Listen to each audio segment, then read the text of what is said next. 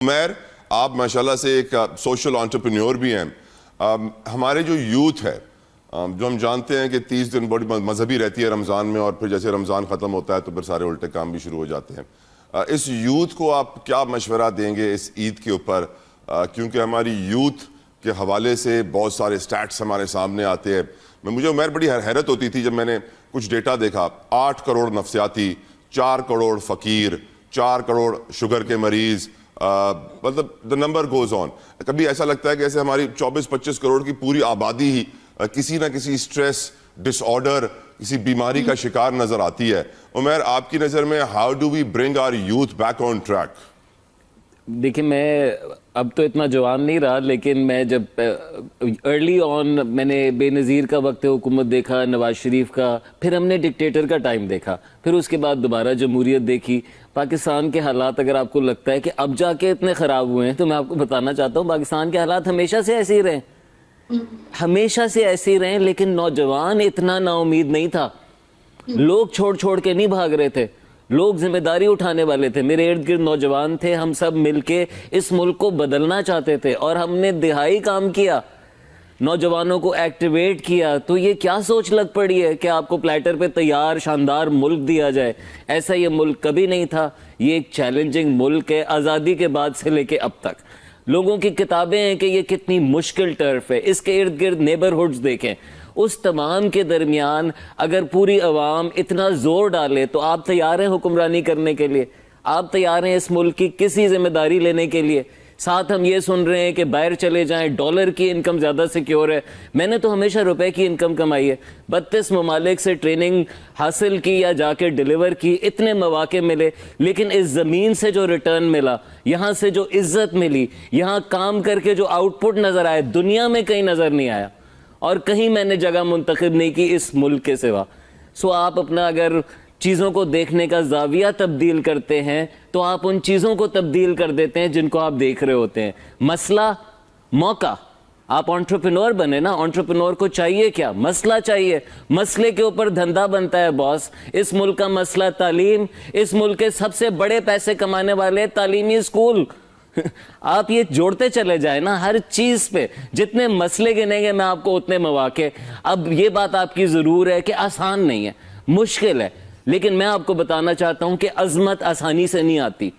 عظمت نیدرلینڈز میں بیٹھ کے کمفرٹ میں کام کر کے نہیں آتی. جتنا بھی وہ اچھا ماحول ہو، اس میں جتنی بھی اچھی گریٹنس ہو، ہیروئزم اور لیڈرشپ اگر نکلتا ہے تو مشکل سے نکلتا ہے، گندگی سے نکلتا ہے. اس ریگستان میں ایک پھول بنے جس کا غنی خان نے ذکر کیا، ریدی گل کلام ہے. اس پھول کو کہا کہ تو یہاں سڑا ہوا ہے اس ریگستان میں، تجھے کون دیکھنے کے لیے آئے گا؟ تیری اس خوبصورتی کو کون سرائے گا؟ تو وہ پھول جواب دیتا ہے غنی خان کو کہ میں یہ جگہ ایران کے باغات کے لیے نہ چھوڑوں، کیونکہ اس ریگستان میں میں امید کی علامت ہوں. آپ مجھے بتائیں، آپ نے مر جانا ہے، میں نے مر جانا ہے، اس زندگی کا کیا مقصد ہے؟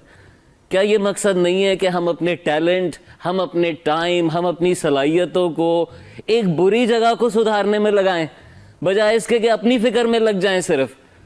سو تھوڑا سا ذہن بڑا کریں. اگر آپ حوصلہ بڑھائیں گے، اس ملک میں 50% لوگ غربت کی سطح سے نیچے ہیں. آپ سوچیں کرنے کے لیے کتنا کام ہے. آپ یہ کام کریں گے، یہ آپ کا سے میرا کام نہیں ہے، یہ رب تعالیٰ کا کام ہے. اس نے آپ سے کروانا ہے. آپ جا کے پوچھیں سٹیزنز فاؤنڈیشن سے، جا کے پوچھیں انڈس ہاسپٹل سے، کہاں سے لاتے ہیں اربوں روپے؟ مفت کی تعلیم، بہترین تعلیم، مفت کا علاج، بہترین علاج. تو آپ بھی یہ کر سکتے ہیں، میں بھی یہ کر سکتا ہوں. تو یہ میرا بھرپور پیغام ہے. میں بہت تنگ آ گیا ہوں شوز پہ جا جا کے اس ملک کا مقدمہ بتا کے نوجوانوں کو.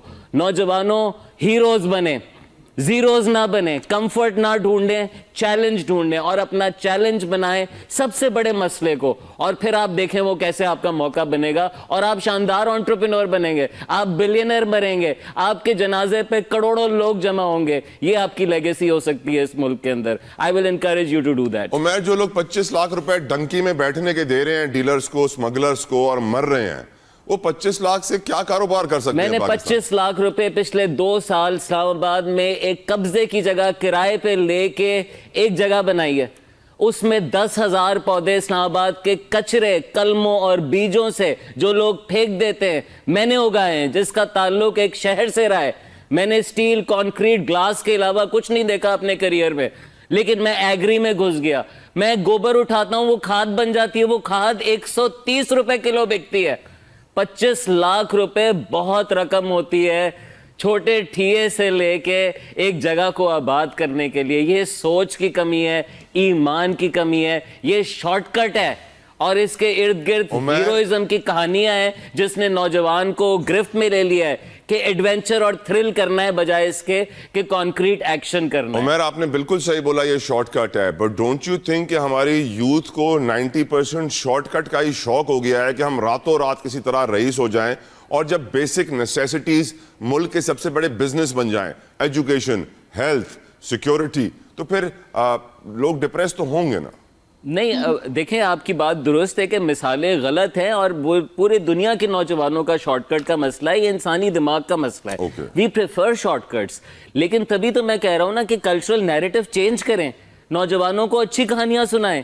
کدھر ہیں ہیروز کی کہانی؟ اس شہر کے اندر 5,000 روپے دے کے 50 منٹ کے لیے کوٹ رینٹ کیا جاتا ہے پیڈل کھیلنے کے لیے. یہ ایک ایسی جگہ ہے جہاں 50 منٹ جہانگیر خان واک کرتے ہیں, انہوں نے 555 میچز لگاتار جیتے ہیں, کسی نوجوان کو نہیں پتا.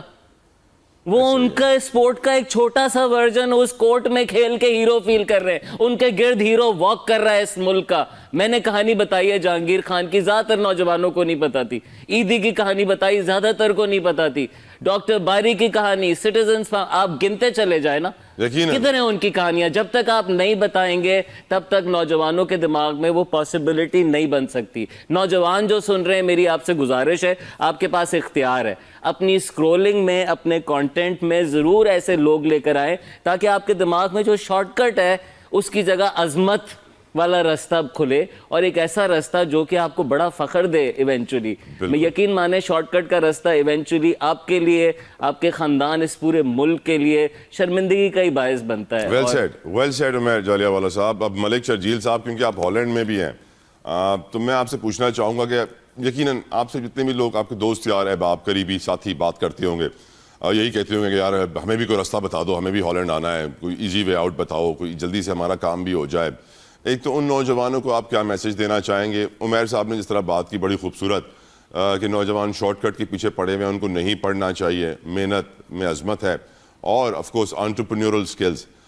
اگر میں آپ سے پوچھوں ملک صاحب کہ آج پاکستان میں وہ کون سی چیزیں ہیں جن کو آپ بالکل مس نہیں کرتے, جو آپ کو بالکل ناپسند تھی, یو ہیٹڈ دیم, اور آپ چاہتے تھے کہ وہ صحیح ہو جائیں, جس کی وجہ سے آپ شاید باہر چلے گئے, اور وہ آپ کہیں گے کہ یار اگر آج بھی بہتر ہو جائیں تو میرا ملک جو ہے نا وہ مقام حاصل کر سکتا ہے جس کا میں نے خواب دیکھا تھا. ملک شرجیل اعوان صاحب.